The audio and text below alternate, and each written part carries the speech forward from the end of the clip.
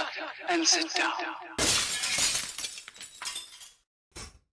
Hello folks, Colin here, Vesta 67's workshop, and welcome to issue 22 of Build the Legendary Cyborg ROBOCOP from the wonderful folks over at Fanhome. Now, if you would like to get your very own 1/3 scale, 2 foot tall ROBOCOP, click this link all the way here.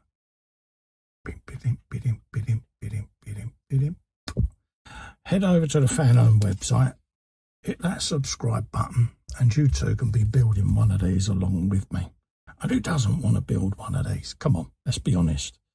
It's ROBOCOP, what more can I say? So in this week's issue of the magazine, you've got the soundtrack, which is the Symphony Orchestra of Dystopia. Basil Podoris, who was part of a great school of symphonic film composers, was, with this film's soundtracks, on a par with Paul Verhoeven as a filmmaker, in the same way that the Dutch director led the way in ROBOCOP to create an instant classic of science fiction. So did the composer of the soundtrack when creating themes and melodies that endure in the collective memory. I must admit, the soundtrack for this film was rather tasty. So yeah, especially like I say, the drive montage, yeah, it just kicks off. It's got that sinister sort of foreboding feel about the film score. It really has. It says the synthesizer sounds are layered on top of a base of strings in the piece Van Chase. So yeah, editors of the soundtrack section there. Gives you all the details in here of all the music and how it was put together and who did what. So give these a read, peeps. These magazines are an asset to this Partwork build. They really are. This is what we're going to be doing today. The final closing panels on the left lower leg. You've got a calf plate. You've got a knee inner plate. One of them. And you've got a lower angle plate to go on, and this is where we're working on your ROBOCOP. Gives you nice, concise, very easy to follow instructions there, and these panels are going round and closing off all the little mounting holes and screw holes that we've used to assemble this leg, folks. So yeah, well worth having a look at. Simple push fit process today, but it will give you this rather beautifully crafted left lower leg. And I don't think you'll disagree with me. It's a thing of beauty, isn't it? It really is. I've looked at this in every aspect as it's been going together, and it really has been a beautiful build to do. And the fit and finish is top drawer. It really is. Next up, we've got quadruped robots, an artist rendering from the 1960s of the quadruped vehicle that General Electric was developing at the time. Yeah, these walk-in vehicles, it does seem to be a thing that recurs time and time again. I remember AT-ATs in Star Wars, you know, very animatronic walk-in, yeah, motion. So yeah, they obviously keep going back to this for a reason. I think it's probably to do with the moon and travelling to other worlds. So yeah, keep an eye out for it, folks. And this is another big thing, from the mind to the world. The brain-computer interface has significant potential in the field of video games and VR. Yeah, I can see us ending up with stuff like this, with perhaps wearable tech where you get a film on the inside of your glasses that transmits the image, you know, and you can see it. So I can see the VR headset ending up almost a bit like the flip cover of the glasses that I'm wearing to do the build. I've got these that clip on the frame, and I can almost imagine a television lens in each one of these that you just clip on your ordinary glasses and you're in your virtual world.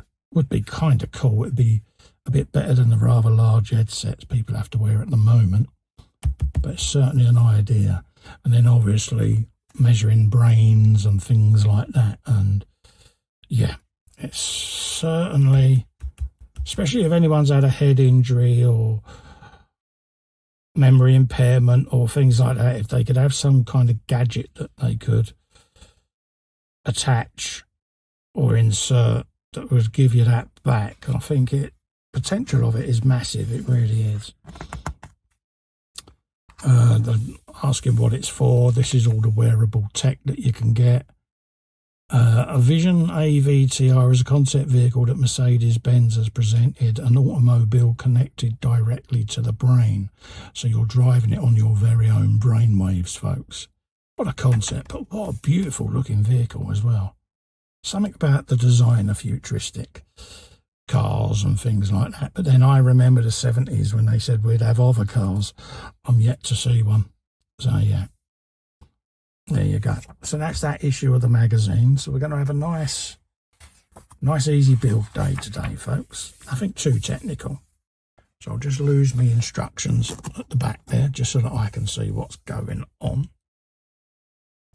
And we'll bring in our left leg. That's now looking rather beefy, isn't it? Look at that. Hey, what a thing of beauty.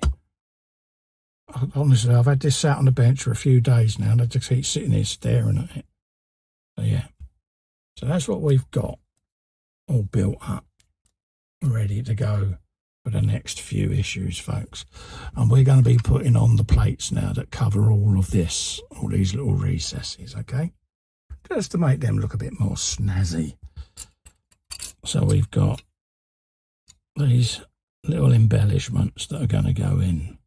So grab the first one. They are handed. So you've got your cutout there. That is just going to go straight over. You've got two little locating pins on the back there. Okay. Line them up with your holes, just like so. And then once they're both lined up, use both your thumbs. Just give it a resounding press in place, folks. You'll hear it click as you do it. And that's it. And already that's got rid of those rather nasty dents.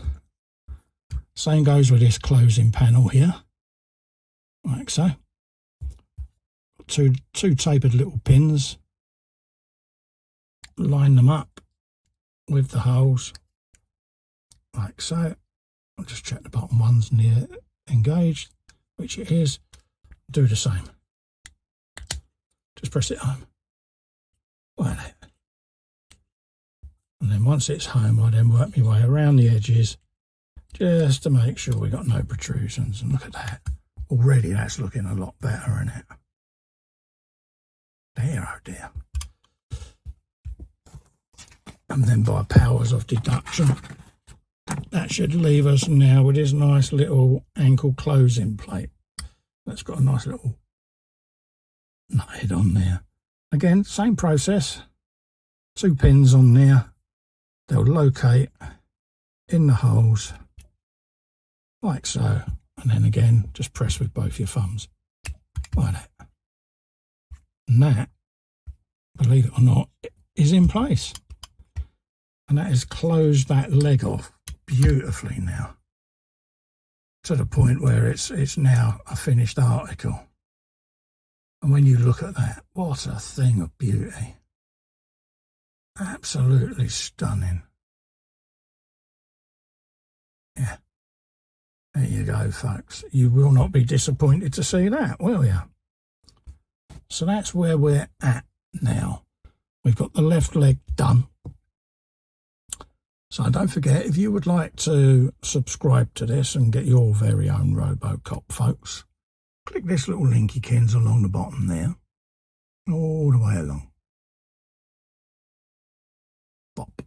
Head over to the Fanhome website, hit that subscribe button there, and you too could be doing your very own RoboCop along with me.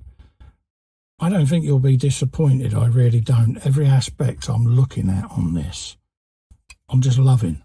I just love the way it's gone together.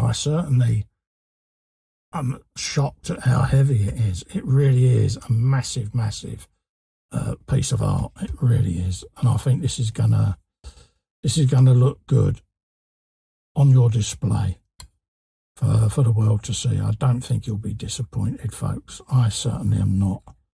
It's just beautiful. So until the next video, folks, I'm going to love and leave you. Stay safe and well, and I look forward to seeing you in the next issue. Bye-bye for now. Bye.